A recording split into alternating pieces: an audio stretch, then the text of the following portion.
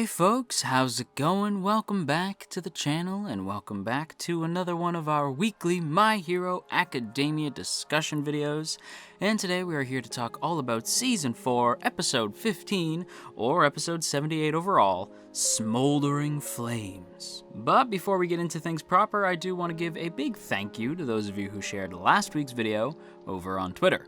At Janame, at Foxton2X, at Korinji-san, at Matthew3645, at Harrison K VGC, at Berserker Vivo, at Mitch Yeager, at iLovely, at Sirius9752, and at Bubblelubber. Thanks so much for sharing last week's video, everybody, and if you too would like to have your name shouted out in next week's My Hero Academia video, then be sure to share this video around on the internet, and then tag me at JoJo Talks Too Much over on Twitter, and I will be sure to shout your name out in next week's video. But with that said, we're gonna go ahead and dig into this episode properly. And when it comes to episode 15 of season 4, there are two things in particular that I really want to discuss. There's a lot that happens in this week's episode, funny enough. I mean, it is the kickstart to the next arc, or I suppose it's more like the in-between between the previous arc and the next one coming up.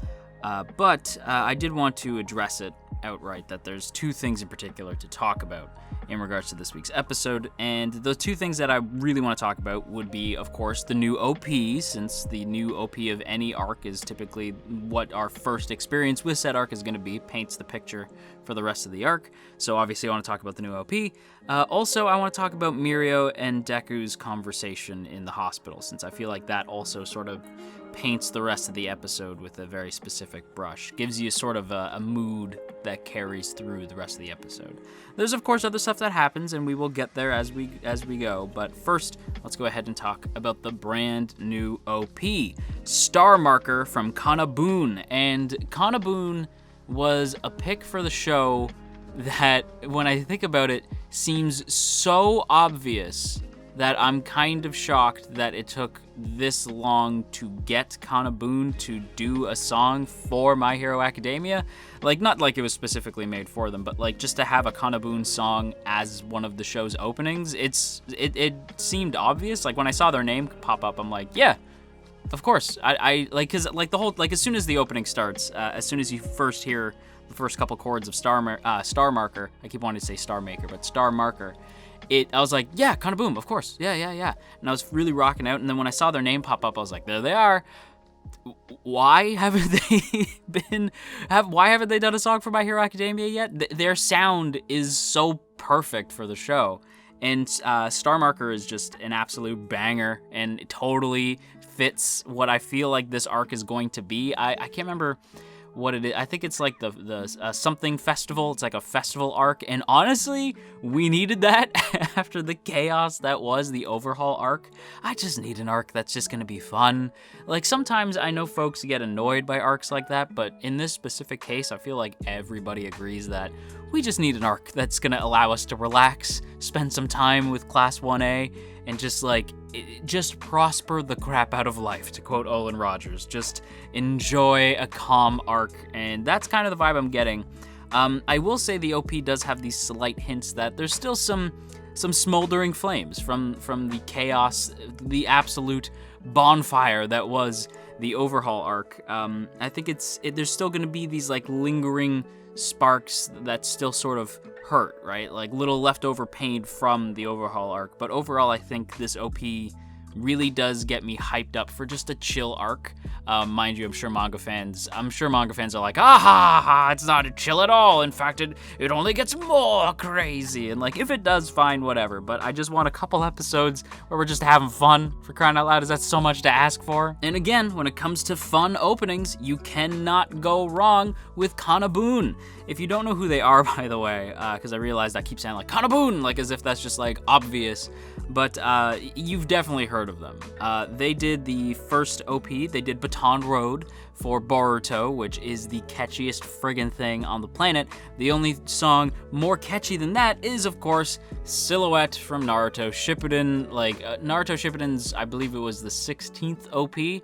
Now, y'all know I'm not like the biggest Shippuden fan. I think Shippuden has a lot of great moments, but it's not like my favorite part of Naruto. I'm one of those weirdos who actually prefers the first arc, the first half of Naruto. But Silhouette is my favorite Naruto opening of any of them, including Boruto. And that's because Kanaboom's contribution, like the music for the song for Silhouette, is friggin' perfect. It's so good. It just screams Naruto. I would actually say that Kanaboom's music doesn't just scream Naruto to me, but it also screams like shonen. You could give Kanaboom any shonen show and put one of their tracks over their opening and it would probably work. And I just feel like they're perfect. Like they were an absolute perfect choice for this. And getting into the visuals of the OP instead of just the song, because I know I've been talking about Kanaboom for like a long time, but I also just like saying the name, Kanaboom. It's fun. But to talk about the visuals a little bit, there is a very heavy emphasis on Jiro, which is surprising because Jiro's a character that I feel the show hasn't really been given her due. There's definitely been a sincere lack of this character who I feel is a lot of people's best girl. I feel like I've met a lot of people who love Jiro, and I'm one of them. I really like Jiro. I don't know if I'd go so far as to call her best girl. Best girl's still Momo, but Jiro is high up there. Her personality, I think, is what really reaches me because I've met people like Jiro who seem sort of quiet and not standoffish, but like they mind their own business. They're in their own kind of bubble. But once you get to know them, you really see them break out of that shell, and there's just this sort of infectious energy to them. That's the vibe that I get from Jiro, and the OP really plays on that this idea that Jiro is so obsessed with music. Even though she wants to be a hero, which I find interesting, but I suppose you can be a hero and play music. It's not like those two are like exclusive, like you can't do, like if you're gonna do one, you can't do the other. You can do both. So Jiro wanting to be a rock star and a superhero at the same time is honestly kind of cool, and it sets her apart from the others. And I am one of those people who is both a fan of Jiro and Momo, but also a big fan of Jiro and Kaminari. So I'm excited to see how that trifecta is going to work in the new arc, since we do see Momo, Momo's in the OP, but I actually think Kaminari stands out more because he's doing like the friggin' air guitar thing at one point in the OP, and it made me laugh because Denki is ridiculous. But I'm glad. I was really happy to see the emphasis on Jiro because I feel like she's one of those Class 1A characters who needs more shine. She's easily, I think, the most underappreciated girl in the show. And yes, I said the show as a whole. There's other underappreciated girls in the show. But she is one of the most underappreciated best girls. I feel like Jiro has a lot to offer. I'm happy that the OP actually put a lot of emphasis on her. And I assume she's going to have a lot of emphasis in the arc since I saw her in that PV. Like they also give her a lot of shine in the PV for this arc as well. A lot of people are talking about Jiro right now, so I'm hoping that she gets a lot of shine in this arc going forward. And if not, hey, it was cool of the OP to give her a lot of shine. That's good stuff. Likewise, the colors. The colors in this opening are very, very vibrant. They very much pop, and they sort of don't quite. How should I put this? The colors match the characters, not the background. If that makes any sense. The characters are on screen seem to influence the colors. Like the choice of color is meant to sort of influence how the character might be feeling on the inside. We get a lot of muted colors once Todoroki shows up. We get this sort of bright, almost like a purpley color when Mirio shows up. And oh my god, okay, like, let's... Well, you know what? Table it. I just want to say first that the color choices, I think, are very much purposeful. I am that guy who likes going into colors and stuff like that. I'm not going to do that here just because I feel like we'd be here for ages, like going over each specific like moment in the OP. And you know what? I will leave that to my boy Jeff. if Jeff does a what's in an OP, I'll be happy. Everybody tweet at Mother's Basement to do a friggin' what's in an OP on this OP because I want to know what all the colors could mean. I might just, maybe, if Jeff doesn't do it in a couple weeks, then I will make my own. But I am very, very, very curious to go over the colors because I feel like that was, all the color choices to me seem very purposeful. So I want to know what they were trying to say with the OP, where these different characters are at, because I feel like by going into which color you see with said character, not only would it reflect that character's typical colors, but also it might reflect how that character is feeling at this particular point in the story. So I thought that the color choice was really, really, really good stuff. Also, I think the whole OP, not just the song by Kanabun, but also the visuals itself. It's a very upbeat, very infectious, fun opening, just the likes of which we haven't had in a little while. Most of the My Hero Academia openings have been very much shonen. And when I say shonen, I don't mean the fun upbeat side of shonen. I mean the shit's falling down, that kind of side of shonen, where everything's kind of intense right now and there's a lot of fighting going on right now. Not overly, but we were getting there. So I'm glad we have this sort of upbeat, fun opening. We especially needed it after the previous arc. I will say it was a little bit jarring to have this episode open with the aftermath of Overhaul versus the League of Villains, even though that wasn't really a fight. But after what happened to Overhaul at the hands of the League of Villains, that is then followed by Star Marker.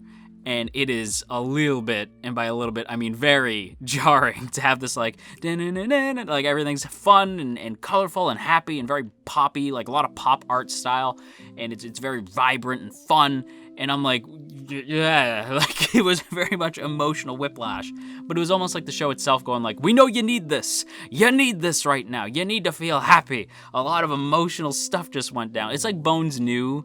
Manga fans were probably feeling that emotional whiplash when they first read the manga of my heart can't take this. I need something fun. So Bones just really went in on the OP to be now it's time for fun. Feel happy again. Because you know what? That man said smile, okay? So you're gonna smile. That just made myself sad. But yeah, Night Eye said smile. So I feel like Bones was and now we felt the feels. Now it's time to just have some fun. So everybody, here's a fun-ass OP, so smile. And that's exactly what I did. Until we hit this moment in the OP where we see Mirio sort of looking up at the sky, right? And you see these this stripe of purple. And I'm oh, I wonder what that is. Oh, they're glasses, and not just any pair of glasses. Those just ain't any old frames.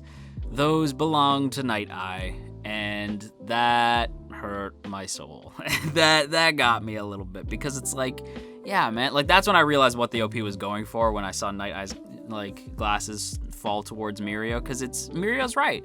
Mirio says later on in the episode, but Night Eye said to smile. So let's just follow what that was Night Eye's last wish, was for people in that room to smile. And by people in that room, I will extend that to the audience. So instead of feeling sad, like I did last week, I still can't get over the fact that I got that friggin' weepy-eyed and emotional. But yeah, I'm gonna smile, because this OP is a banger. Night Eye said to smile, so I'm gonna go ahead and do just that. And speaking of Night Eye, we of course have to transition into the next thing I want to talk about in regards to this week's episode. My god, I spent way more time on the OP than I thought I was going to. But the other big thing I want to talk about in regards to this week's episode, and it's probably gonna be the last thing, there's other stuff that I just did not have time for, but the big thing that I want to talk about in regards to this week's episode is not the capture of Kurogiri, although I assume that we'll have time to talk about that another day. But right now I want to talk about Mirio and Deku's conversation in the hospital, because I feel like that carried a lot of weight to it. It painted a lot of the remainder of the episode. And it's just the fact that Deku wants to go visit Mirio. This happens right away, right off the top of the episode. And Deku knocks on Mirio's door, says hey, it's Midoriya, I'm coming in. And he's probably expecting Mirio to be down and out and really depressed and blah, blah, blah. And he walks in and this man's doing some kind of exercise. I don't even know what the hell. He's doing bicycle kicks in the air, like he's Liu Kang or something. And it was super weird and jarring and very Mirio. And I was that's my best boy. There he is. And he's back to normal. That was surprising. And I shouldn't say back to normal, because he's definitely hurt, because he does tell Deku, I know what you're thinking. I lost my quirk. I lost my master.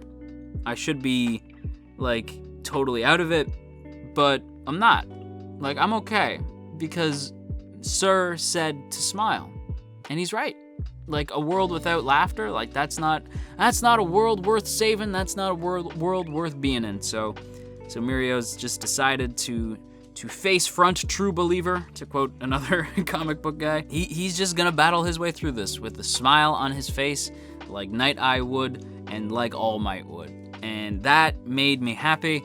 I'm glad that Mirio's facing this with confidence. He even says, like, Night Eye told me that I would be a fine hero one day, so I'm gonna trust his gut on that one. I'm gonna trust his foresight. And again, I saw people say, like, no, I think Night Eye was telling him the truth in that moment. I don't know. I still don't know. I don't know how to feel. I want to believe that my boy's gonna get his quirk back, but I don't necessarily know if that's true or not. Because being a hero means more than just saving people, you know? To Mirio, being a hero means being Lemillion, saving 1,000,000 people. But at the same time, being a hero could also just mean being kind, being, like, making people smile, being there for 1,000,000 people. Doesn't mean you have to save their cat from falling out of a tree. It just means being there, being people's hero, giving them hope. I think it's safe to say that a lot of people would consider Mirio their hero, just by the fact that he was so kind and he was this heroic figure. Just by being him, he was their hero. So I almost wonder if that's what Night Eye was trying to get across. At the same time, they also do kind of heavily hint, like, there's a good chance that Eri, once she's able to figure out her quirk, might be able to reverse Mirio's, what happened to Mirio's body and give him his quirk back. I'm hoping that's the case, because I mean, obviously I want Mirio to continue being a hero, but I don't know. I'm confused, because, like, at the same, I want Mirio to get his quirk back, but at the same time, I don't know if that's what's gonna happen. Like, I just don't know. But either way, I'm glad that the show's keeping Mirio around. I was really worried that they were just gonna kind of dismiss him out of hand. But I'm glad that both Mirio and Eri, too, are both sticking around as characters on the show. They're not just gonna disappear. Like, where's my boy Kota? You know what I mean? Like he's not one of those characters that's gonna show up and disappear.